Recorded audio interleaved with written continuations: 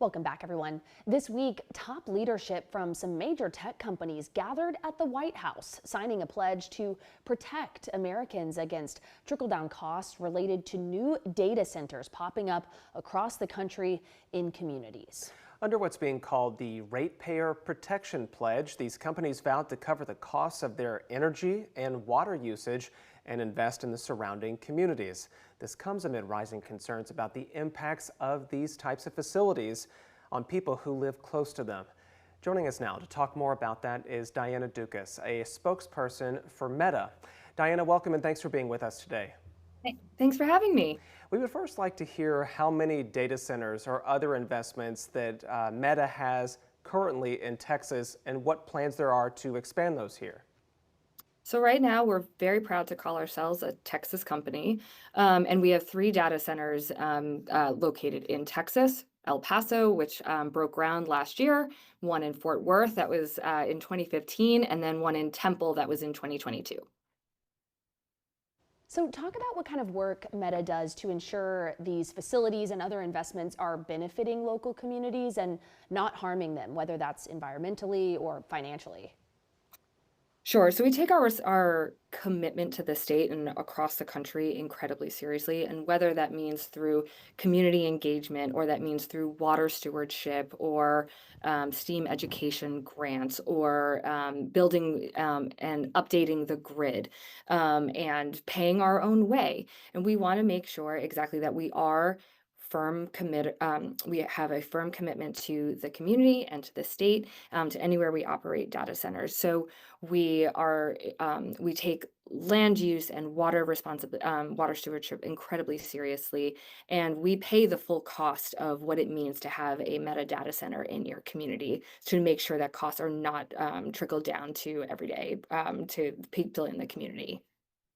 We know that was a commitment, a promise reaffirmed on a major stage in D.C. this week, but we'll note that pledge that Will mentioned is really just that. It's a pledge. It's not a law with any regulation or enforcement. So how does your company plan to ensure you keep those promises in the years to come as these centers continue to function and maybe new ones even come to Texas?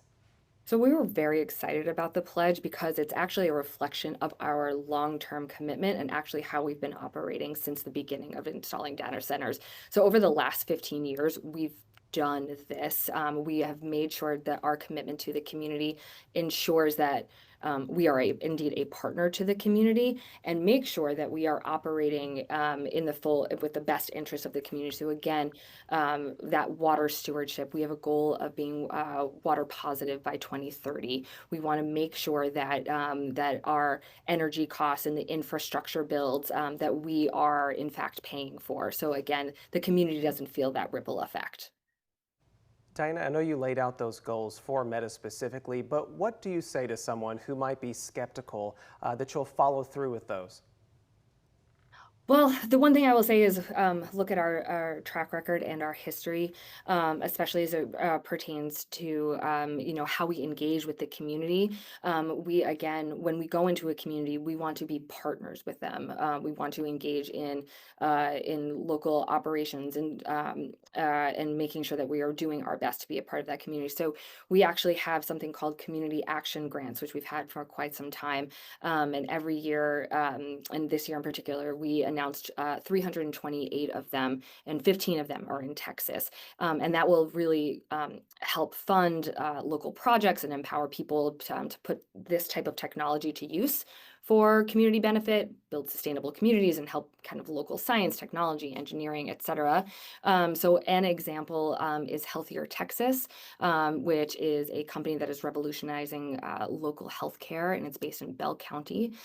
So it's actually harnessing AI-powered health coaching, creating an app, and the organization is delivering kind of preventative support to residents. So that's an example of how we are looking to invest in the local community where we are partners with data centers.